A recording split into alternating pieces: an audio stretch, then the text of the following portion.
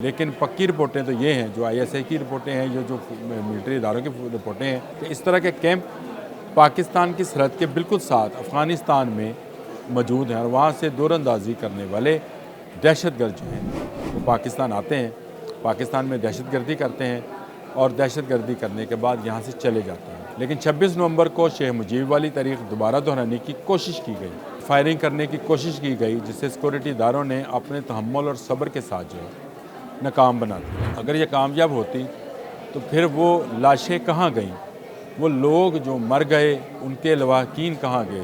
کسی نے کوئی گولی نہیں چلائی ہے، اگر گولی چلائی ہوتی تو ایک بھی واپس نہ جاتا۔ میں صرف مجیب الرحمان ٹو عمران خان کو یہ باور کرانا چاہتا ہوں کہ آج کوئی یحییٰ خان ایوان صدر میں نہیں بیٹھا ہے جس کی نظر کہیں نہیں ہے۔ آپ کا مقابلہ ایک حافظ قرآن سے ہے۔ بسم اللہ الرحمن الرحیم، السلام علیکم۔ بولتے کالم کے ساتھ میں عامر رضا خان۔ حقائق بڑے تلخ اور تکلیف دہ ہوتے ہیں، اور حقائق اگر جاننا چاہیں تو آپ کو اندر سے دکھ ہوتا ہے۔ گولی کس نے چلائی؟ جی ہاں، اسلام آباد میں جو واقعہ پیش آیا 26 نومبر کو، اور اس کے بعد جس طرح سے اس کو ٹرینڈنگ میں لایا گیا، جس طرح سے اس کا ٹرینڈ بنایا گیا، گولی کیوں چلائی؟ میں یہ کہتا ہوں گولی کس نے چلائی۔ ٹرینڈ تو یہ تھا کہ گولی کیوں چلائی، اور یہ الزام لگایا جا رہا تھا پاکستان کے اداروں کے اوپر، پاکستان کی سیکورٹی فورسز کے اوپر، اور اس کو باقاعدہ ایک مہم کی شکل میں بیرون ملک سے بھی فنڈنگ کی جا رہی تھی یہاں کچھ لوگوں کو، اور کچھ فنڈنگ جو ہے بیرون ملک کے میڈیا ہاؤسز کو فنڈنگ کی جا رہی تھی کہ وہ اس بات کو پروپوگیٹ کریں کہ سیکورٹی فورسز کی جانب سے کچھ فائر ہوئے، جس کے بعد لوگوں کی جانیں گئیں اور ہمیں وہاں سے نکلنا پڑا۔ یہ اصل میں اسکیپ بورڈ تھی، ایک ایسی اسکیپ بورڈ جس پر بیٹھ کر بشرا بی بی اور علی امین گنڈا پور وہاں سے بھاگے۔ اب اس کو لے کر بہت سارے لوگ جو ہیں اس کو ایشو بنا رہے ہیں۔ اس پر میں بات کرنا چاہتا ہوں، لیکن یہ بات 53 سال پہلے بھی ہوئی۔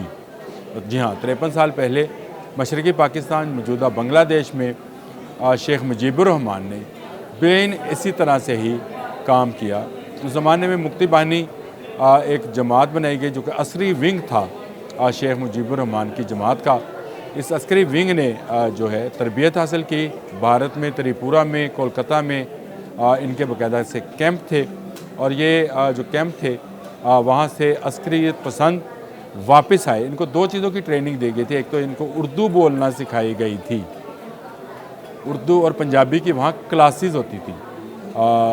یہ میں آپ کو حقائق پر مبنی بات بتا رہا ہوں کہ میگھالیہ میں اور تریپورہ میں جو کہ موجودہ بنگال کے نزدیک ترین علاقے تھے، وہاں پر جو کیمپ بنائے گئے تھے وہاں پہ اردو اور پنجابی سکھائی جاتی تھی، اور اردو اور پنجابی سکھانے کا مقصد ایک ہی تھا کہ جب یہ گوریلا وار کریں یا یہ اپنے ہی لوگوں پر گولی چلائیں تو یہ وہ زبان استعمال کریں جو وہاں موجود پاک فوج کے بڑا یونٹ یا بڑے لوگ جو ہیں، یا زیادہ لوگ جس کو کہہ لیں، بڑے لوگ کیا کہنا، زیادہ لوگ جو ہیں بولتے ہیں۔ آپ کو پتہ ہے کہ فوج میں زیادہ تعداد پنجابیوں کی تھی، زیادہ تر تعداد پنجابیوں کی تھی، اس لیے ان کو پنجابی سکھائی گئی۔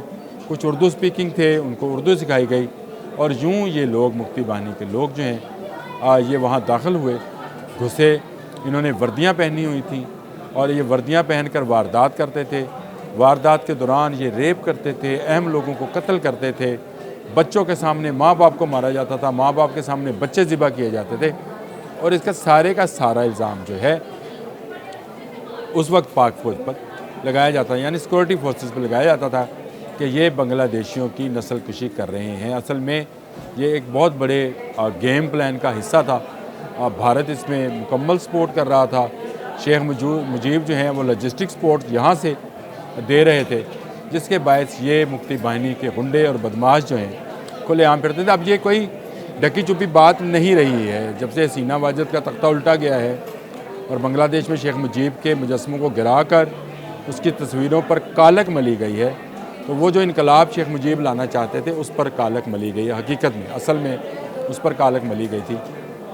یہ سب کچھ ایک طرف جاری تھا، دوسری طرف پروپوگنڈا تھا جس کو بین الاقوامی اداروں سے انڈیا کے سپورٹر جو ہیں اس کو پھیلا رہے تھے۔ اس وقت میں یہ سوشل میڈیا نہیں تھا، اخبارات تھے، چند ایک جو ممالک تھے وہاں پہ چینلز تھے اور لیکن سب سے بڑا ذریعہ جو تھا وہ اخبار ہی ہوا کرتا تھا۔ تو اس وقت کے جو اخبارات ہیں وہ اس بات کی گواہی ہیں کہ اس وقت بنگالیوں کے ایسے انٹرویو چلائے جاتے تھے جن میں وہ کہتے ہیں کہ جی ہم نے خود دیکھا کہ فوجی وردیوں میں ملبوس آئے، انہوں نے یہ کام کیا، اس وردیوں میں ملبوس آئے، انہوں نے یہ کام کیا۔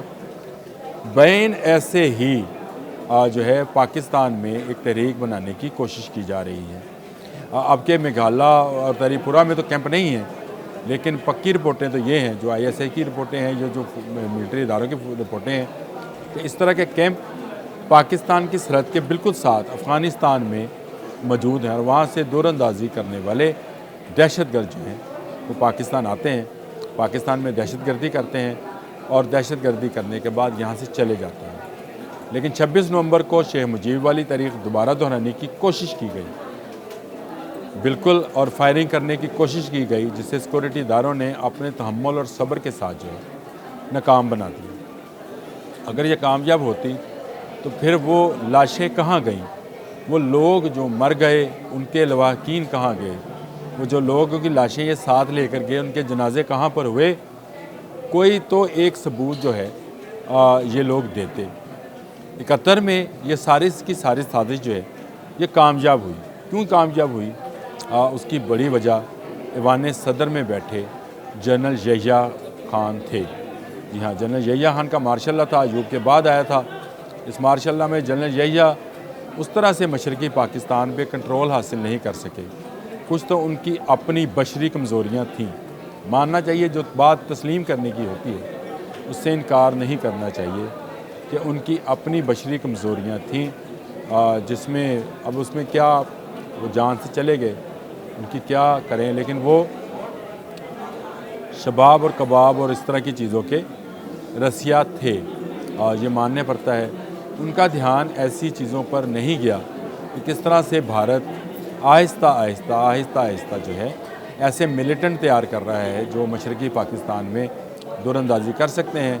بھارت 65 کا زخم خوردہ تھا، اس نے بدلہ لینے کے لیے یہ سازش گھڑی تھی۔ بنگال سے ہی اس کو ایسے لوگ مل گئے جو کہ اب کو بنگالی بھی اس کو شیخ مجیب کو غدار کہتے ہیں، تو اس کو غدار کہنے میں کوئی مذائقہ نہیں ہے۔ وہ غدار جو تھا ان کو مل گیا۔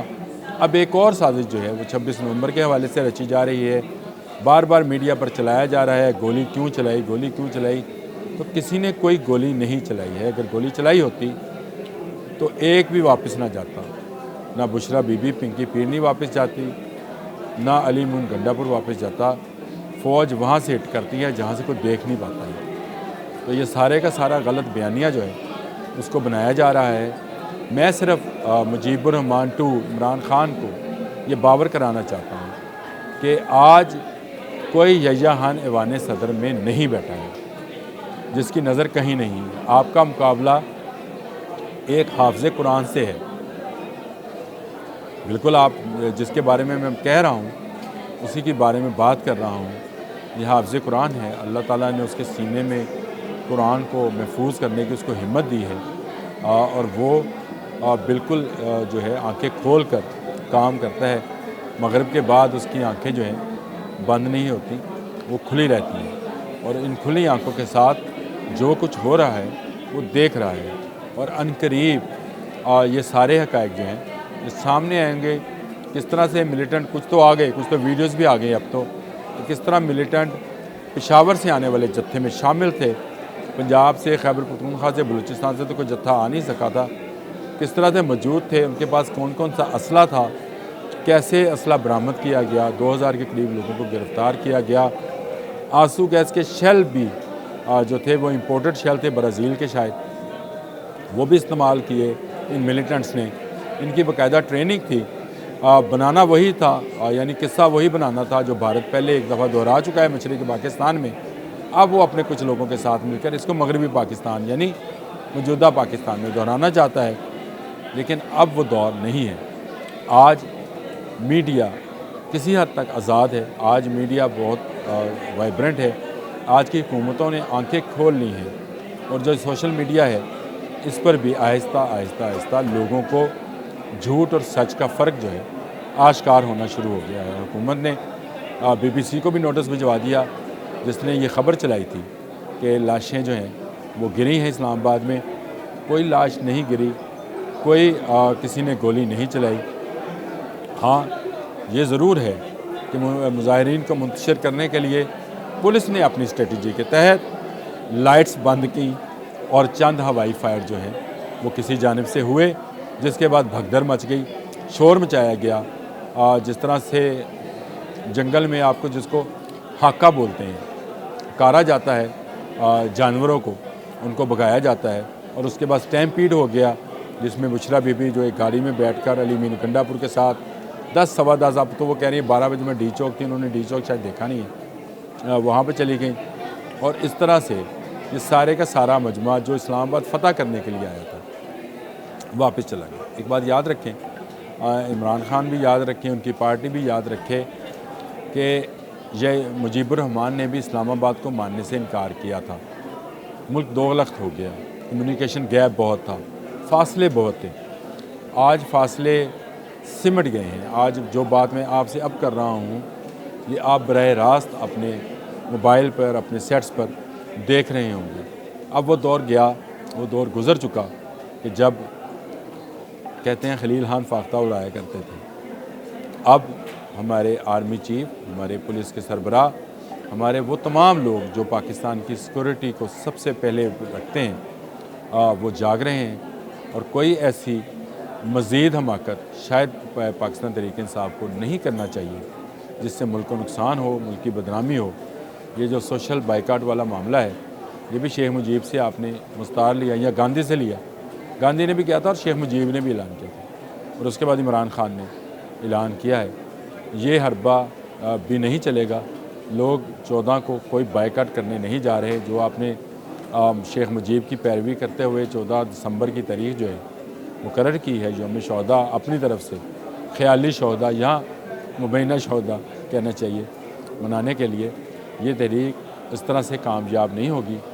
آپ کو ٹیبل ٹاک کرنا ہوگی، دھمکی دے کر اس حکومت کو گرایا نہیں جا سکتا۔ آپ آئیں، میز پر بیٹھیں، مذاکرات کریں، اگر آپ کے مقدمات ہیں تو عدالتوں میں اس کو فیس کریں، اور ان مقدمات میں جو سزائیں یا آپ کو رہائی ملتی ہے اس کو حکومت کو بھی تسلیم کرنا چاہیے۔ آج کے لیے اتنا ہی، اللہ حافظ۔